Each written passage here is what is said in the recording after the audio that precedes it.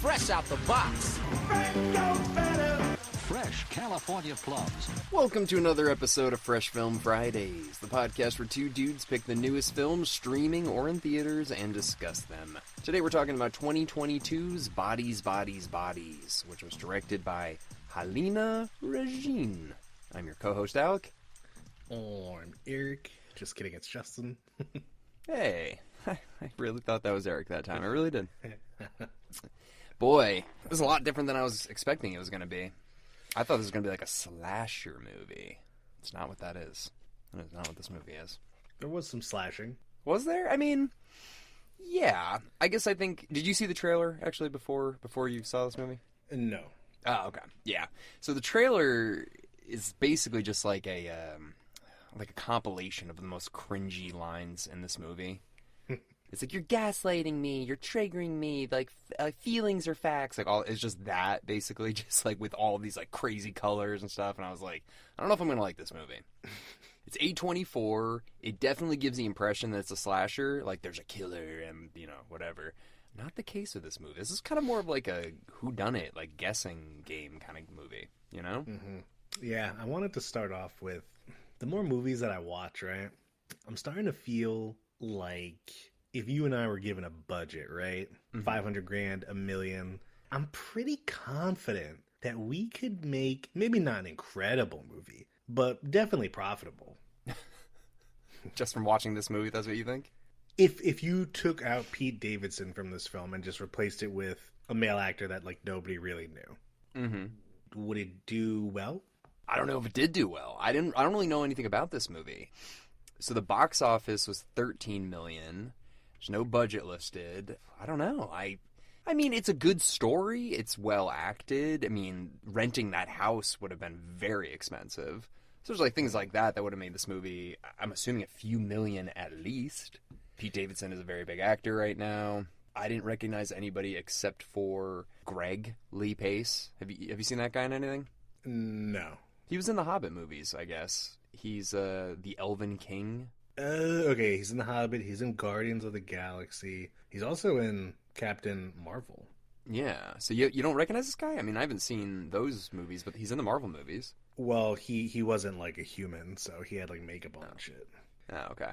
Yeah, I read the bio for these people. Rachel Sennott, Alice, says she graduated from Simsbury High School in 2014. I'm assuming that's the Simsbury in Connecticut.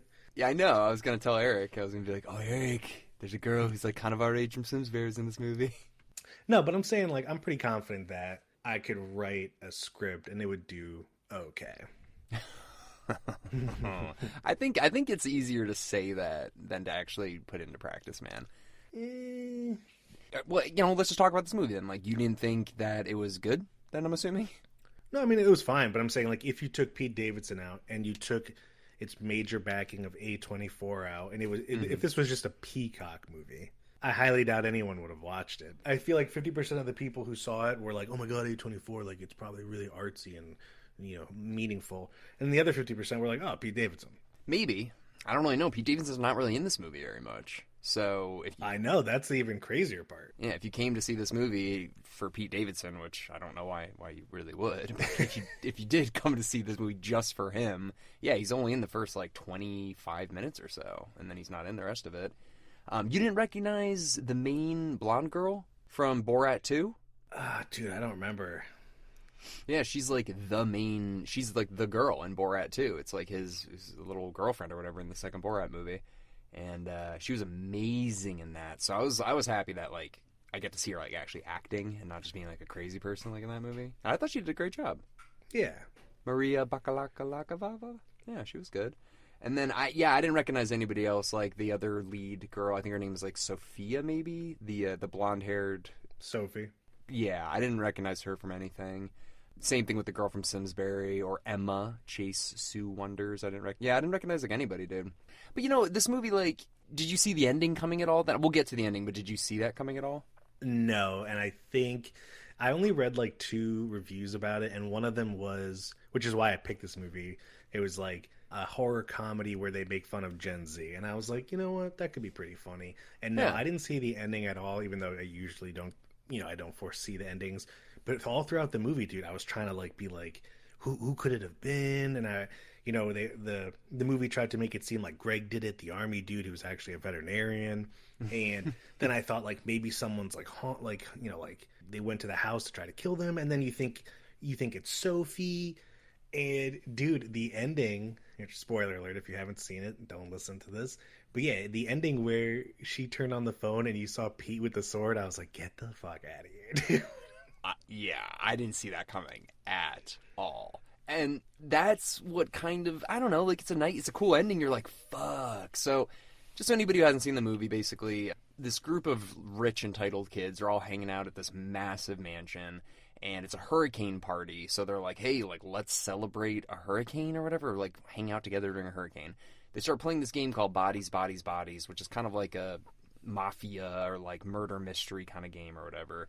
And Greg and Pete Davidson get in a fight, so they leave or whatever, and then shortly after that, Pete Davidson comes back with his neck slit, and his neck is bleeding out, and everybody's like, oh my god, like, I bet it was Greg because he's not here, and then it's just like everybody questioning each other and giving reasons why they did it. Come to find out, Pete Davidson did it to himself because he was playing stupidly with this, like, samurai sword and slit his own neck. So the whole movie is just everybody accusing everybody, and it ultimately ends up that he just killed himself. Yeah, again, just like that review said, a joke on Gen Z. It's funny because they all killed each other because they all kind of didn't like each other, and it was typical, like, I feel like it was very 2022 problems, like, the girls didn't like the other girl's podcast, or she thought she was, like, stuck up and annoying, or, like, whatever. And so they all just killed each other, and they all thought they were best friends. And then the second part was, I don't know if they did this intentionally or not, but I kind of thought part of the mystery was you didn't know what was really happening because they were all really high for the entire time. Like, they were taking coke, they were doing mushrooms, they were doing Xanax and pills. And I was like, is anyone actually dying? Are they just really high? So that was cool. Yeah, I mean, they all were just stoned the whole time. But this did really all happen, yeah. Yeah, and it does kind of start off with you find out Sophie and B, they are dating now. They both got out of rehab, I'm assuming, together? Because Sophie's a drug addict, but they're all drug addicts. But I guess Sophie's the worst of the drug addicts. So she went to go get clean. She has a new girlfriend named B, who I think she was a suicide survivor, right? Because she had, like, the things on her wrists that she was covering up. I'm not sure. I had kind of a tough time understanding her, to be honest.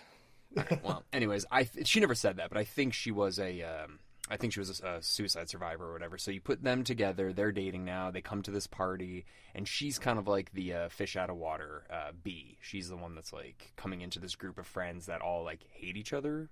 Apparently, like none of them have anything nice to say about each other. Yeah, they're all undercutting each other. Yeah. So there's Emma, Alice, Greg, B, Sophie, and Jordan. And Greg is also new, and he's dating Alice. And Greg's like 15 years older than all of them. So there's that too. Yeah, I kind of thought Sophie did it because she did have like a motive. Like, she went away to rehab and then didn't talk to everyone for a few years, and I kind of thought she was coming back and drugging everyone and then killing them to kind of like get her revenge for being the outcast, which she did unintentionally kill Emma because she gave her a bunch of pills, and then Emma fell down the stairs and like slammed her skull on the step and died. So technically that was her fault. Yeah, that's 100% Sophie. She killed Emma, like, for sure. And I wish they showed that, but I don't know. I guess and they needed another layer of mystery. And then B, in defense, killed Greg because, I don't know, the girls were kind of in a panic. And I felt like that scene was a little corny because Greg was getting super defensive and, like, picked up a knife. And I feel like if anyone was in that situation, I would just be like, whoa, guys, like, tell me what happened. Instead he was like freaking out and being like, ooh, and they kept like playing the game. He was like, I killed you and then you killed them and then blah blah blah. And I was like, Greg, they're not joking. Well, I know, but all they had to do is just really sit down and be like, all right, hey, wait, like, let's actually just talk for 1 second. Like, because you'd think why would he just be laying there if he just killed somebody? Like, wouldn't he still be looking for them? Like, all this stuff. The whole movie is basically just a lot of misunderstandings. It's the entire movie is one giant misunderstanding. That was all caused by Pete Davidson, who was coked out, like twirling this machete blade thing, and just happened to cut his throat. And then they tried to find who the killer was, and then they all just started like killing each other and dying. And then Jordan somehow found a gun and then shot Alice. And I knew someone else was going to die the second they were like all dogpiling on top of each other with a gun. I was like, this isn't going to end well. No. Yeah, so I mean, that's the thing. I don't like on the surface level. This movie is just you think it's a slasher, but it's actually a whodunit, and then you find out at the end it's nothing.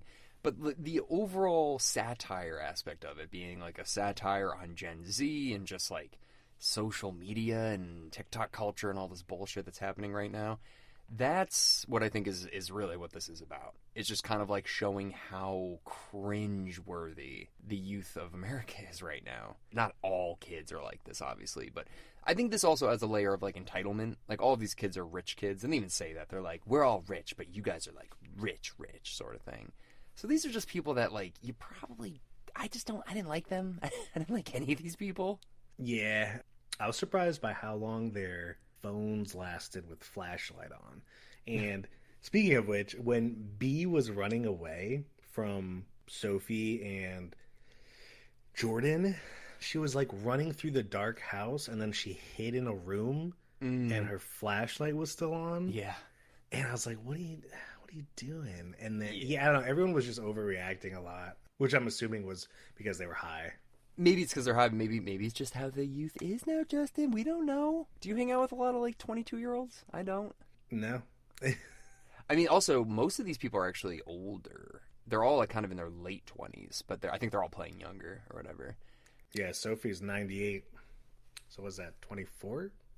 24. Okay, so she's probably the youngest. Like, dude, Pete Davidson's like not that much younger than us. Like, let's see, he's probably like almost 30 now, right? 93, yeah. Yeah, he's 29. Yeah. So he's only like 3 years old or younger than us. But yeah, I don't know. I just I didn't really like the characters. I did like the twist at the end. I thought that was pretty interesting. I did laugh at a couple lines that actually really got me. I like how she does the podcast and like she's like, yeah, we all listen to your podcast, and I was like, oh god, it's so cringe. But the other thing that really made me laugh is when Pete Davidson was walking with Sophie, and he's just like, she's kind of weird. She's like, oh, here's your bread, David. Or like, whatever. Does the impression over here. Like, I bought you bread. What do you think was up with that bread? What's up with that? I don't know. What do you mean? Like, why is that even a thing? Like, she like goes back to the car and is like, I gotta get that thing. Oh, the zucchini bread? Yeah. Yeah, I don't know. I think they were just trying to make her seem weird and kind of like the outcast of the group. Because, I mean, these people have mansions and they're clearly rich, and she brought, zucchini bread. Yeah, I guess. I don't know. That's what I'm trying to look for, like, the deeper meaning here. Like, I feel like I missed something that will hit me the next time I see it, maybe, but... The Gen Z jokes with Alice were very good when they were like, do you even know Greg? Like, what's his middle name? What's his last name? And what does he do? And she's like, it's only been 2 weeks. Like, we don't just, like, tell each other our middle names. Yeah. Oh, no, there definitely were some funny lines, and I think it's just funny because it's like, they're kind of, like, picking it apart.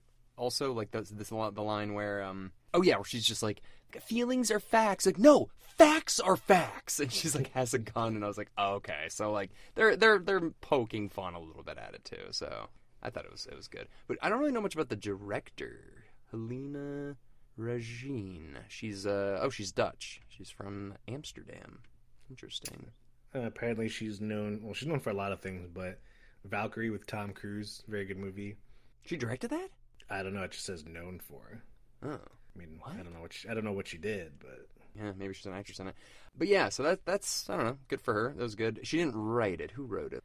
Story by... Let's see. Has she done anything else? Yeah, not much, dude. So, A24 in 2018 acquired the rights to the horror spec script Bodies, Bodies, Bodies. Story by. I wonder, like, how did this get made? Like, it's an A24 movie, so you're right. People are like, oh, like, I like the work they've been doing recently. They're my favorite production company out right now. But aside from that, if Pete Davidson... Actually, I wouldn't even say this just because of Pete Davidson. But let's say A24 had nothing to do with this. Yeah, I'm trying to figure out what the hell the draw is for this movie. It's not a slasher movie, even though that's how it's marketed. No big star in it, except for Pete Davidson, I guess. Yeah. Why did you want to do this one? What made you pick this one? I mean, they're both A24 and Pete Davidson. I figured it was an interesting movie. And then, I mean, it got a 6.3 on IMDb, and it got an 87% on Rotten Tomatoes, and that's pretty high. It is. That's why I'm